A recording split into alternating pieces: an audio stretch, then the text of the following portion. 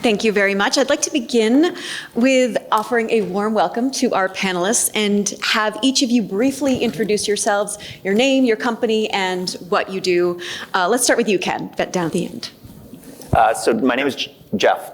I'm sorry, yes, Jeff. My name is Jeff Stohlberg. I work at Moderna. I think most of you have probably heard of the company. We're over in Kendall Square in Cambridge. I head up corporate benefits for the company, and we're focusing really on strategy. Well-being is top of mind right now, so we've been working with our employees in some focus groups to understand well-being and how employees think about well-being at the company, and then looking at our benefits for the upcoming year. Excellent. Now you can. And literally right next door, I'm Ken Wechsler. I'm with a company called Akamai. Hopefully, number of you from Boston. I see some nodding heads. I actually was from Southern California. I was like, who? We are a 10,500 employee company who took the worldwide weight and created the World Wide Web and help with content delivery, internet security, et cetera. I run all total rewards, so benefits is a piece, but the reason I said we literally are across the street from each other, our offices, and indeed, all of this is a very hot topic right now. Hi, everyone. I'm Britt Barney. I work for a company called Northstar, not neighbors of you two, unfortunately. I would love that. Northstar is a financial wellness company, so we partner with employers to offer access to dedicated one-on-one financial advisors directly to their employees. I've been working with Northstar for about 3 years, and I run our client success, so I work with HR teams, benefits partners, total rewards, day in and day out. Morning, everybody. Brian Harty. I'm from Accolade. Accolade is a disruptor in the healthcare space. It's a company that I'm head of total rewards, but I was also a customer when I was back at a large financial services institution here in Boston. And what we focus on at Accolade is helping people understand the programs that you offer, the benefits that they offer, and how to get that just-in-time engagement, because the healthcare system is very complex. So hopefully my contributions today are more about sitting in your seat and where I was and kind of what we do with our employees today, but also for our customers. Great. Well, I want to begin our conversation by talking about workers' priorities. Nearly 80% of employees say they would stay with a company solely because they like the benefits at that company. That's a compelling statistic that shows you benefits are part of a job are part of people's job satisfaction as well as a retention strategy for companies. So I want to start with you, Ken, and ask about looking at employee surveys. What are you seeing in terms of benefit use, and also what are employees saying that they want changed or improved? Sure. So it was convenient time. We literally have just finished a survey of our employees. Two things I forgot to mention. We all want remote, right? We had to go remote. We asked our employees. We're still remote. 95% of our population doesn't come back to be next door to Moderna. We just all stay, working from home. So interestingly, 10,000 employees, we asked everybody. You all done surveys? We thought 20%, 25%. We got 45% of our population to reply. So some of the things they asked for real quick was keep things that are good. We do what we call wellness days. Running the internet, you're on 24/7. 5 days a year, we shut down. Now granted, we can't shut down, but for employees, no emails, no meetings, go do things. And we see people posting, like recently it snowed in Denver, and they're like, it snowed on Thursday, Friday's a wellness day, we can all beat the crowds. We're expanding our wellness allowances globally. We have an older population. We're not contributing enough to 401ks. And then we do something called micro breaks. Since we're on the phone all the time, on videos, we've actually now implemented, that was at the request of employees. And then finally, the other two things they asked for, since we work from home, better ergonomics, and things that we can do at home. Like I think there's a company here that's talking about pet care, virtual pet care, and actually what we just heard about was top of list. They need those Herman Miller chairs. Yes. Yeah. How about you? What are you finding at Moderna? So at Moderna, we're 70% in the office. So we just moved to new corporate headquarters 3 weeks ago. It's really exciting. When I go into the office, I'm usually in 5 days a week. I find that most of our employees in home office are there. There's a big focus on collaboration because I think that's really important to have those conversations. I think folks have gotten Zoomed out and Microsoft Teams'd out. So while that's an important component of what we do, it's really about seeing people, having conversations that are meaningful. We had our Glint surveys, which we got the results back. And generally speaking, one of the areas of focus has been on well-being. And so we set up a focus group. We brought in folks from the organization to talk about well-being. And 3 things came up in the conversation. One is that well-being's not just about benefits. While we offer really robust benefits at Moderna, well-being is about the person. It's individual. Second piece was looking at the culture. So Moderna is not like every other company. Every company is unique. And so really focusing on the culture at Moderna as an employer and what we can do from a perspective of well-being. And the last piece was really looking at managers and leaders in the company and how they look at well-being. What does well-being mean to managers and leaders? And a couple things we're working on now is kind of building that out. And one component of that is building out a toolkit for managers and leaders that really focuses on well-being so that the same message is being sent to all of our employees across the organization, regardless if you're in the United States or if you're in one of our countries outside of the United States. So I think the other thing I'll just call out is that one of the things our employees really value, we have 3 mental health, what we call global recharge days. We had our first of our 3 recharge days on Monday of this week, so I had the day off on Monday. And what the benefits team has been doing has been asking all of our employees around the globe, what did you do when Moderna gave you the day off? So we're in the process of gathering stories and pictures and videos of what our employees are doing, and we're going to put that together and share that with the company to kind of celebrate taking time off and recharging. Excellent. So this is another big question, is that employees face so many significant healthcare coverage challenges. So there's not only what they want to see enhanced and improved, but there's also what is even on offer and where do I find out about that? Brian, I want to start with you in terms of what are the biggest issues you're seeing in helping employees navigate through these options? Well, you hit really a home run when we think about surveying our employees. Part of what we ultimately, as the head of Total Rewards and our benefits team, has to figure out when we get the answer, how do we then work it through the train as far as proving the trade-offs of offering a new program and then ultimately selling it to our CFO that actually will add value, and how does it solve the business problem? Where we start is really making sure that the programs that we offer are able to be put in a way that employees understand them and that they will get them at the time that they're able to and need to engage in it. What I've learned through the years in the many companies I've worked for is we can over-index in communicating because communication pushes information out, but if folks are not ready to receive it at the time that we're pushing it, they'll either forget about it or it's just a wasted spend. And so we do 2 things. One, we do our traditional communications at open enrollment, and we have a robust internet site where people can self-serve when they're just looking for things. But the solve on the just-in-time information is a service that when I was at the large financial services firm, saying people need help and they don't know where to go. They don't know where to take that first step. The call to the insurance carrier is telling them about what doctor, but not really the clinical information they need, or the other benefit programs that my company offers. And so they'd have to go open up a number of doors to get there.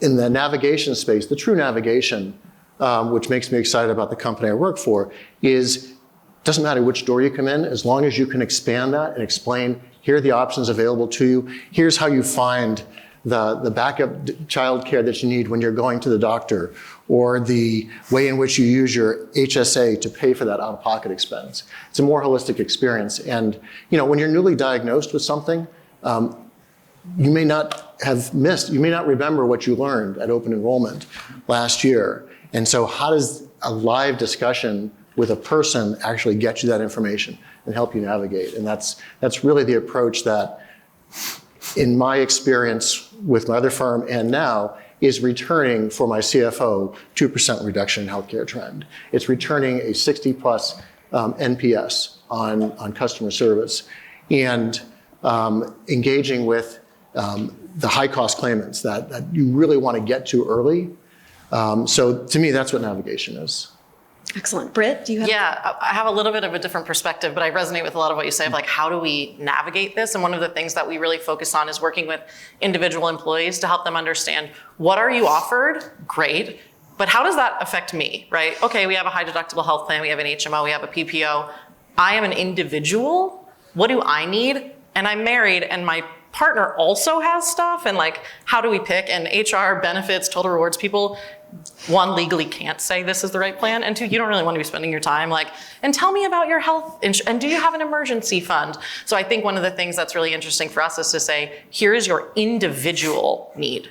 The company offers amazing benefits, but how do I incorporate that into my own life? And when it comes to health insurance, how do I afford this, right? So I picked this plan. Maybe I picked the right plan. Maybe I picked a plan that wasn't right based on what was coming up medically for me. But now I have to have surgery and I don't have the cash and I don't want to go into credit card debt. And so we're getting really, really tactical with employees to help them take advantage of the amazing benefits that their companies are offering, but making sure that it fits as best as possible, we're trying, into their individual financial plan and helping them make those really, really specific, direct individual decisions when it comes to all their benefits, especially with health, which is so expensive. Well, speaking of people's individual financial plans, financial wellness has become such an important topic. And it's a really important benefit. It has many different components, from student loan relief to counseling to emergency relief grants. Britt, what are you finding to be the most popular financial wellness benefit? Yeah, I'm a financial wellness nerd, so I get a little bit excited about it. I hope you guys are getting excited too. I think we have the traditional ones, right? Like there's 401k, that's always a huge thing. What's my match? What does that look like? How much do I need? How do I get on track? But we're also thinking about every benefit has a financial implication. Mental health is an extremely expensive, extremely necessary service, and people are really turning to their employers to get that. How do I fit that into my picture? But traditional kind of financial wellness, the one that I've seen that I'm really excited about, that is taking a really long time to get out there, is student loan matching for retirement contributions. I work with a lot of clients. So far, only one has managed to implement it. It just became available in 2023. But I think that as younger generations and younger workforces are really struggling with their student loan payments, how do I balance student loans and retirement and saving for the future? That's a really unique benefit that when it's implemented, I've seen really, really high uptake on that. And that's an exciting one to me. Ken? Healthcare is expensive. Yes. And when we think about it, we think about the barriers to getting the healthcare when you need it, especially mental health. I can't find a therapist to work with, or I've got a 30-day wait, and it's going to be out of pocket because they're not in my network. Right. And so we've had some good discussions around how you build that strong mental health on the EAP side. But when I think about broader health equity, those other barriers to care is, do people have primary care physicians? Do they have that grounding part? And technology has allowed for, and COVID has allowed for, the growth of the virtual care, virtual primary care. It's still free. The government, until they change the rules at the end of this year, will still be free. But getting to those barriers of care and actually knocking them down from a financial standpoint is huge where we can. And so I think a lot on the preventive side and on the mental health, as long as it's virtual today, you can get to some of those. Sorry. Well, I was actually going to say, because we were about to launch also, I think it's Secure 2.0, right? Yep. Right. We do know we have employees that are doing still doing their student loan payments and maybe not putting as much in the 401k. So we're hopefully by Q3 we'll have that launched as well. I love we know it. that's a simple thing to do. Yeah. And then I guess just the overall financial wellness. So I've been in Akamai 2 years. We're lucky that we're so big. We've got great service providers. But we weren't looking to our 401k provider, who the second we said, could you help us with some sessions? Great. So they're now offering, quarterly sessions to help with things maybe more retirement related. As a publicly traded company, we have a company that helps us doing stock plan administration. We asked, would they be willing? They're doing now both quarterly sessions and offering one-on-one sessions. And just interestingly, this week, our number 2 in our corporate communications sent me a note saying, I just did one-on-one with so-and-so. We talked about our health plan. We talked about retirement. We talked about, do you keep all the stock in Akamai? Do you diversify? It gave me such relief to take that off of us. So, we hadn't asked our providers. So you might have somebody who can give you free counseling for your employees if you haven't asked them yet. So. Yeah, and that's, I think, the most important part when it comes to, I think, any benefit, but making sure that it's individually customizable to say, I need to have a one-on-one conversation with someone, and to see how this applies to me and say, okay, maybe I don't need to diversify as much, or maybe Right. I don't need to contribute as much or do need to. I think having that individualized approach is extremely important for all benefits. Because research shows that benefits are important, obviously, for their financial impact, but also for what it signals. What it signals that the company cares about you and values who you are, where you are in your life. I want to ask you, Jeff, about employee assistance plans, because for a while it seems as though they weren't being used. But now with this renewed focus on mental health and well-being, their companies are starting to see their potential. What is your current policy and what is your experience at? Sure, great question. So we implemented a new EAP program with a company called Spring Health. I'm sure some of you have heard of Spring Health. There you go, get a thumbs up. And one of the things we did, which I think was really key, was that we gave all of our employees and dependents, that spouse, domestic partner, and children, 26 free therapy sessions every year paid by the company.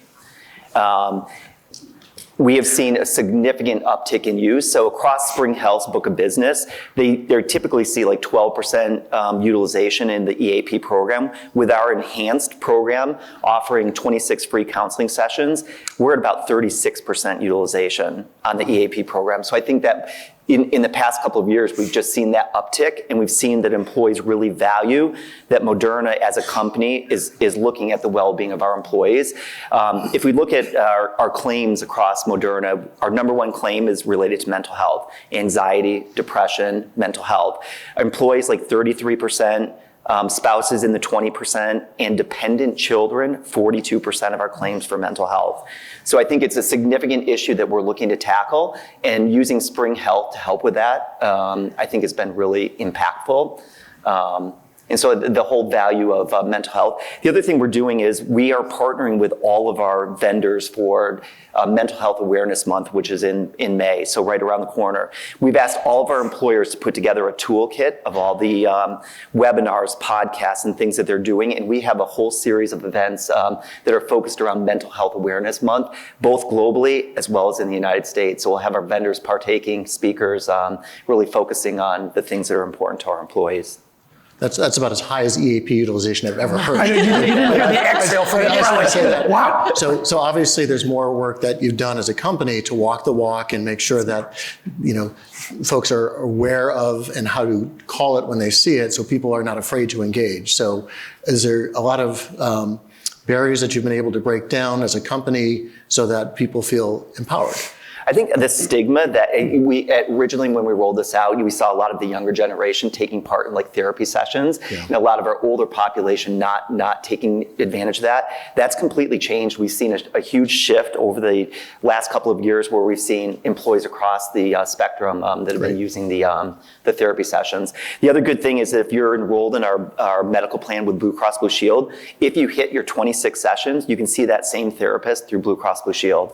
So you can continue beyond the 26 sessions if needed. Wow, I think I need to get a job there. Ken, you have a program at your workplace called Mental Health First Aiders. Can you talk a little bit more about this program and the experience? Yeah, sure. So kind of building off, first of all, and I thought I was going to be excited to say we have 16. We have 16 days. So we have something called Mental Health First Aiders. You can look it up. I think it's literally mentalhealthfirstaiders.org. It's something that, to be honest, it started before I got here. I brought this because we have, we do T-shirts and stuff and different events for wellness. Yeah. But we've evolved our wellness program over 10 years. And about 5 years ago, our wellness manager, who will celebrate her 10th anniversary next week, she started looking into Mental Health First Aiders, where we now have, I think it's about 90 employees in 21 countries who are kind of like a first point of contact to help with the stigma. If for some reason they see somebody, well, they can't see somebody in the office as much anymore, but they're aware that somebody is not understanding, to help navigate the system, get to the EAP. If it goes beyond the 16, how to use the medical plan.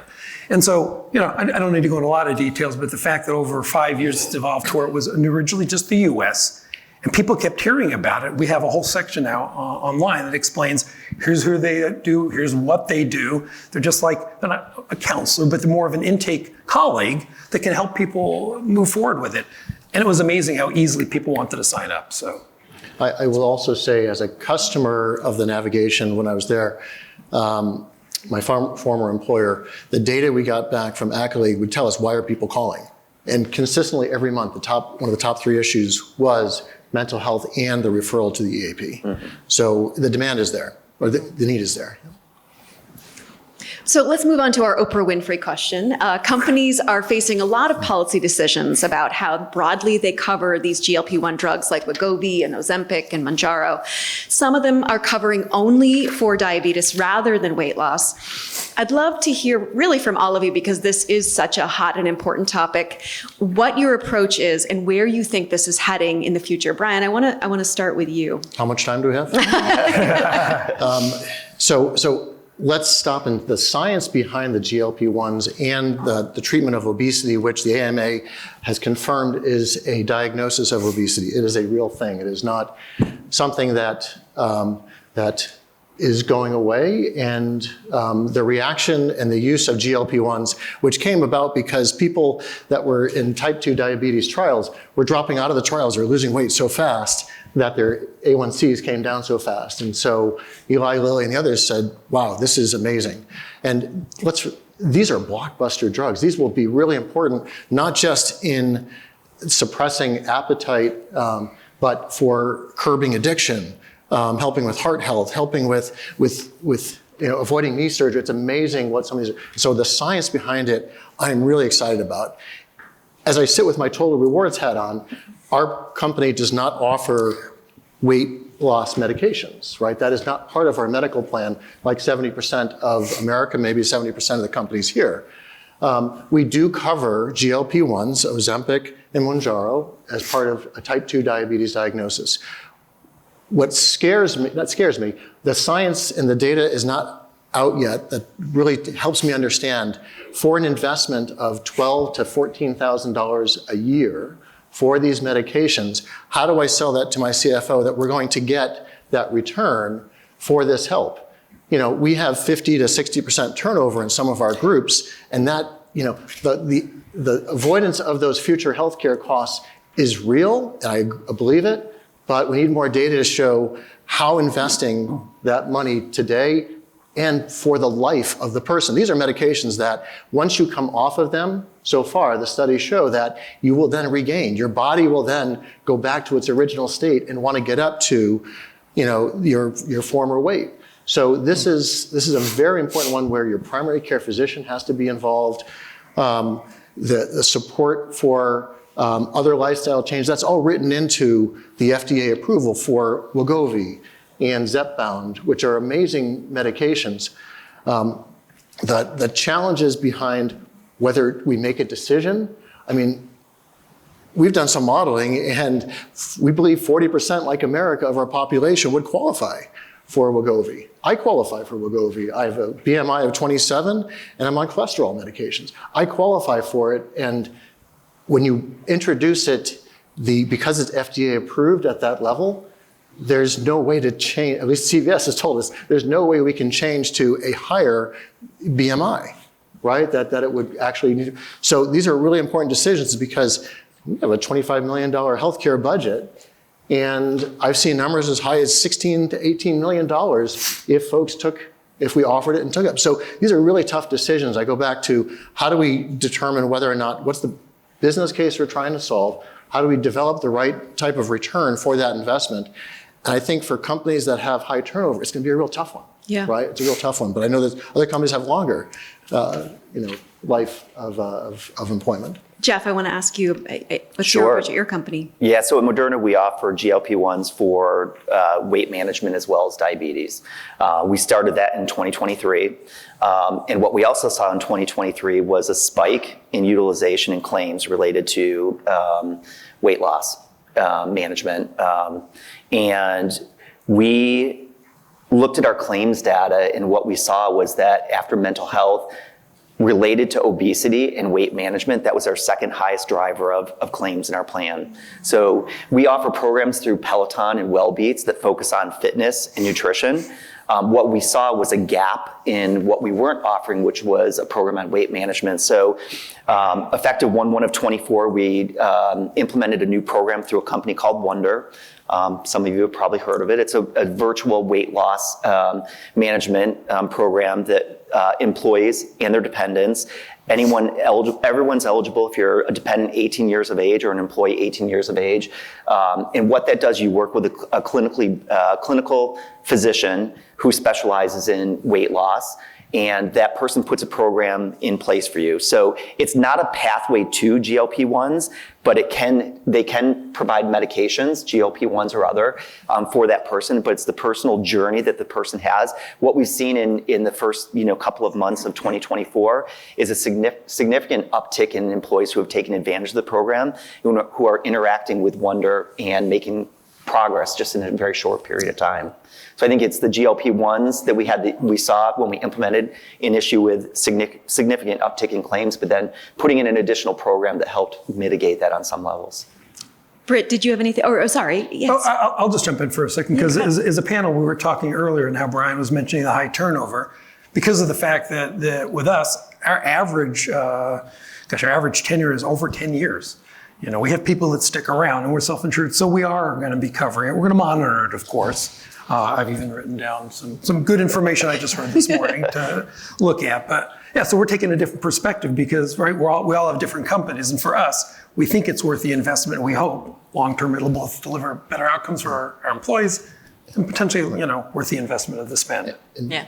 I guess my other point is the demand is high right now, but we're not seeing the results of it yet because the supply is low. Right. Yeah. Right? And so the drug companies are making as fast as they can, but there's a temporary relief that allows for compound pharmacies to create GLP-1 medications, right? They're about 25% of the cost of what Eli Lilly will charge for it. They're $300, $400, right? But there's a lot of challenges around the working with a compound pharmacy, and there's a lot of bad press that compound pharmacies get. So that's what's shying people away from it. But once the supply comes back, the compound solutions will be gone. The government won't allow it anymore.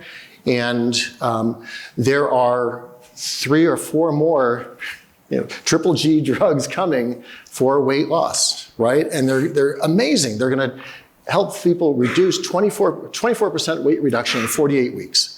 I mean, and we don't even know what the cost is yet, but the demand and the commercials, the direct-to-consumer commercials, everybody knows the Ozempic song, right? So that will continue. And I just think we're at the tip of the iceberg here. So strategically thinking about the decisions that we need to make for our plans, for our company, for our businesses, if your consultant's not talking about the next couple of years beyond 7% healthcare trend, this is going to compound that.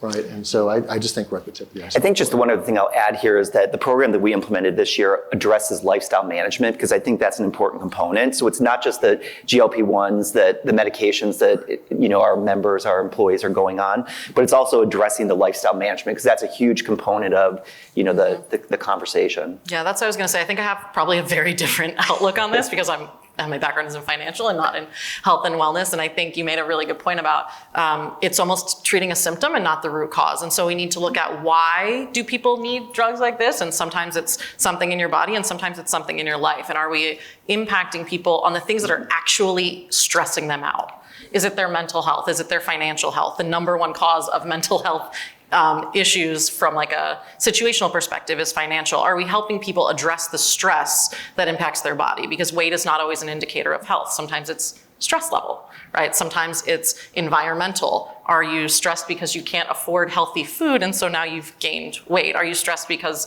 your workload is too high and you need to work on that? So I think taking a holistic approach to physical health, it's not just physical health, it's mental health, it's financial health, it's emotional health, it's community, it's all of those things, and looking at that. And then how does that affect, the bottom line of what you're spending on health insurance too? Well, speaking of a holistic approach, I want to talk about lifestyle spending accounts, which cover anything from haircuts to dog walking services to massages to exercise classes. And these are rising in popularity. Jeff, I know that you offer them at Moderna. What are the benefits that you're seeing, and what are the challenges that you have in deciding what should and cannot be covered? So I'll start by saying it's probably our most popular benefit. If you took a poll of our employees, like again, are you hiring? What's that? Yeah. What benefit do employees value? What's the most recognizable benefit? It's the lifestyle spending account with a company we work with called Benepass. The reason we went with Benepass is because they do global lifestyle spending accounts, not just U.S. So we've got colleagues that work and live outside of the United States. So Moderna gives all of our employees $300 a month cash to use towards lifestyle spending accounts. So that can be used for travel plans, that can be used for massage, that can be used for anything related to your well-being as an employee at the company. In addition to that, if you commute to work in a sustainable green fashion, so for example, I live in Boston, I take the red line into work, but if I had an electric vehicle, take the T, if I walked or if I biked to work, for example, Moderna gives me an additional $100 to my lifestyle spending account. So I get $400 a month to spend on things that make me happy, make my well-being as an employee of the company valued. I think some of the pitfalls with a lifestyle spending account is just like, what do you spend the money on? And I think you have to monitor that pretty closely. And I think the two biggest challenges we have are really apparel. So apparel's not covered, not gym shorts and a t-shirt. The other thing is hobbies. And people say, well, that's my well-being. That's what I do for me. But you can't use your lifestyle spending account if your hobby is crafting beer, for example, or others. So there are some restrictions on what you can use the account for, but our employees really value that. When we rolled it out in 2022, we had about 90% participation in the Benepass program, the lifestyle spending account. In 2023, that spiked up to 96. So it is a benefit that is well valued and utilized by our employees. How did you convince management that this would be a good decision, right? And how did you fund it? Was it because cities will take dollars, right? And so there's tax benefits for some of it, but there's not tax benefits for others. So was there a trade-off on what we had to give away, or we're looking for something else that we could do for our employees? Because I think it was something else we wanted to do for our employees. We rolled it out. We were looking at benefits across the board, and that's one of the benefits that employees valued. Not a lot of companies have a lifestyle spending account, so it is something unique on some levels to Moderna and Moderna's employees. Britt? Yeah, I think about it the way I think about all benefits, that it's overwhelming. Like, you can use it on anything but not, making beer and things like that. And how do you make it valuable enough that people want to take advantage of it, but not so overwhelming? Like, you can spend it on any of these 600 things. I might have decision paralysis a little bit with that, but thinking through, I always think about the individual. How do I use this for myself? And how do I understand, like, maybe this month it should be on a gym membership because I'm trying to get healthy, and maybe next month it should be on a financial advisor because I'm trying to get my money together, and like navigating those things and just making sure that people feel supported, I think, in their decision making. So many companies have global workforces all over the world. How does this work in terms of how employers are balancing the legal and cultural differences? Does this mean that you are outsourcing some of the benefits, or what's your approach here? We are outsourcing some of the benefits. What we're really doing is we're actually taking a step back and kind of listening to what the employees are doing. Again, I've been here a couple of years, and one of the first things I heard, we're a U.S. multinational, you're too U.S. focused.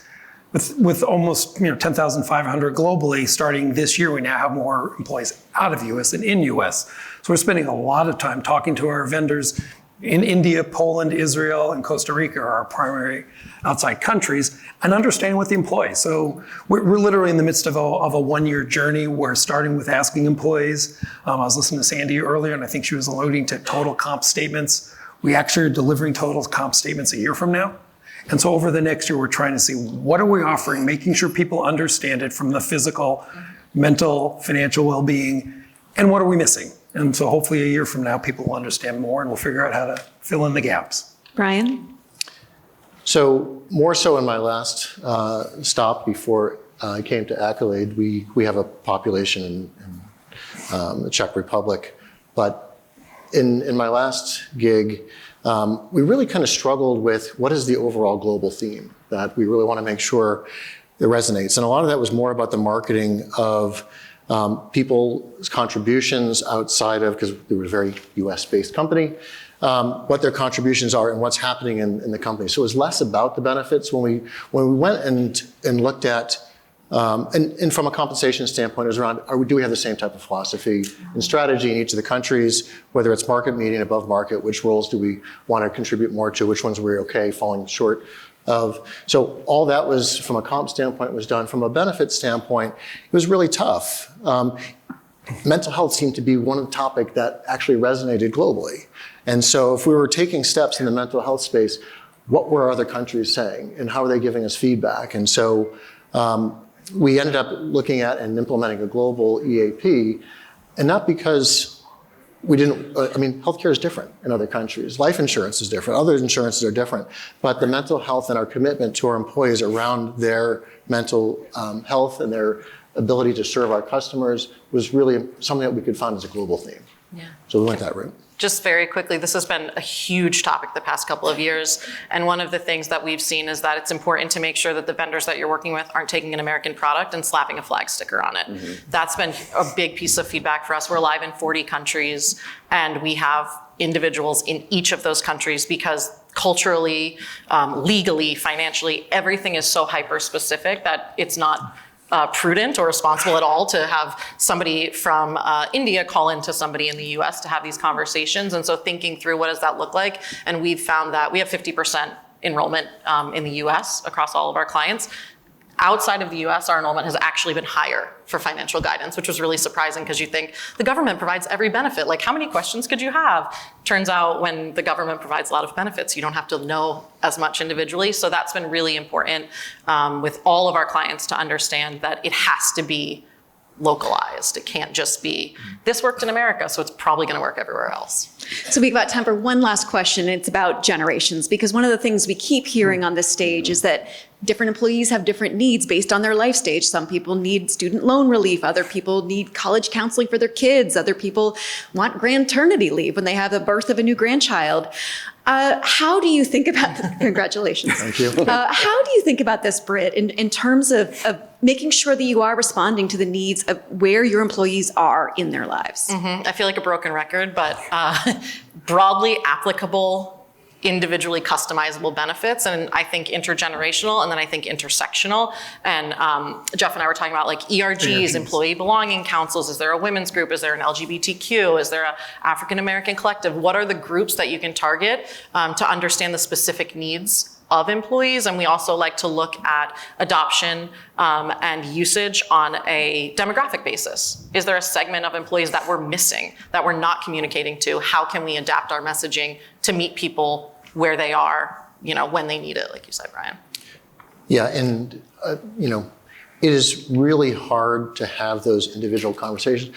I'm going to make a guess that most of you are offering a plethora of benefit programs that, if people just understood what they are, when to engage with it, and why it's important to them, it can meet some of the cross-generational needs, or it doesn't, but there's something else, right? When you spend the time to develop that ecosystem of partners to supplement your healthcare insurance, it's not easy, and you build it, and if they don't come, it's like, well, why didn't they come? So to get to those individual conversations, or for people to understand whether it's an individual conversation or a website or their primary care physician, or in my case, the navigation support that provides it. I mean, I agree. In the 30 years I've been doing this, until you actually are able to have that one-on-one, folks really may not understand the value. 98% of our populations are not benefits experts. And they may become diabetes experts once they get diagnosed, but those first 6 months of learning everything, can create a lot of waste in the system. You can spend a lot, they can lose a lot of time and productivity. So yeah, I mean, getting to them at the point in time that they need it is really critical. Exactly. Well, this has been a great conversation. We covered a lot of ground, from Ozempic to mental health to financial wellness to lifestyle wallets. I want to thank all of our panelists for being here. This has been a great and thought-provoking conversation. Thanks. Thanks, guys.